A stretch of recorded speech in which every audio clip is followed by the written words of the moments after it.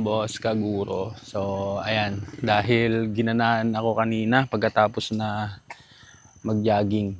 Ayan, ginanahan akong mag-record ulit ng video. So, yun, habang tumatakbo lang ako kanina mga boss, meron lang akong realization na minsan pala, kaya wala tayong na-accomplish kasi naghanap tayo ng glamorous things bago magsimula. Yung naghanap tayo ng magandang gamit muna, kumpleto muna yung gamit natin, kumpleto muna yung pondo, yung bang maganda muna yung sitwasyon bago tayo makapagsimula. Kasi kanina kasi mga boss, tinatamad akong mag-jogging. Kasi feeling ko yung naboboring ako, feeling ko parang kailangan ko ng ng kasama. Inisip ko, maraming aso, madilim pa, delikado sa daan. Baka, ayun, mahagip ng sasakyan. So, ang dami kong iniisip. Kaya hindi ako nakakapunta at nakakatakbo. Pero yung ginawa ko lang kanina, sinuot ko yung sapatos, then lakad-lakad konti, then mamaya, nakatakbo na. So, yun yung nangyari. Ayan. At eto, pinagpawisan na ako. And ayun, feeling may malaking na-accomplish na kahit umaga pa lang.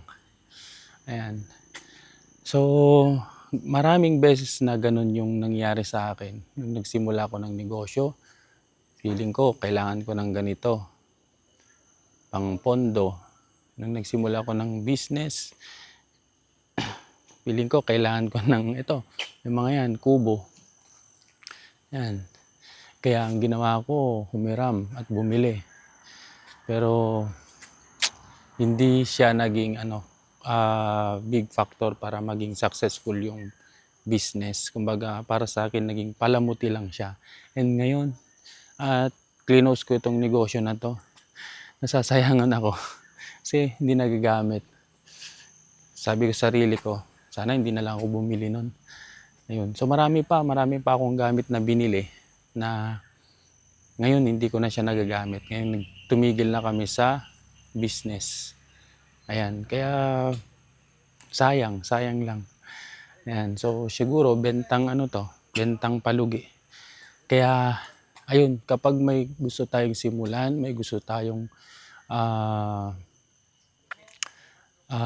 execute, tingnan lang natin kung ano yung meron dyan at yun na yung gamitin natin. Wag muna nating isipin na wala tayong ganito, wala tayong ganyan. Kailangan muna nating bumili ng gamit para makapagsimula.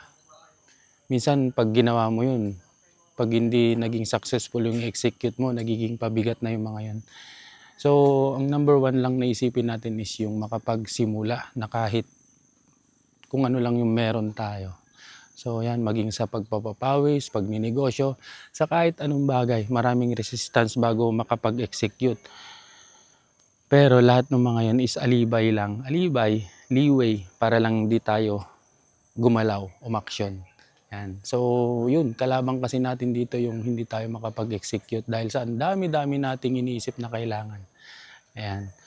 Naniniwala ako lahat ng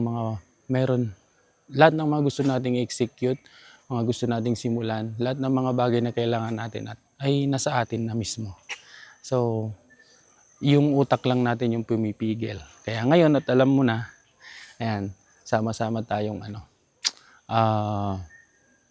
trabahuin, gawin yung mga bagay na gusto natin na kahit kulang, kahit inisip natin kailangan natin ng bagay na to.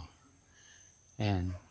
Kasi ang bagsak, pagka hinangad mo yon bago ka magsimula, baka matatagalan yung pag-execute mo ng bagay na iniisip mo. Ayan, gaya ng pagpapawis, pagninegosyo, kahit anong bagay na gusto mong simulan. Ayan. So yun lang.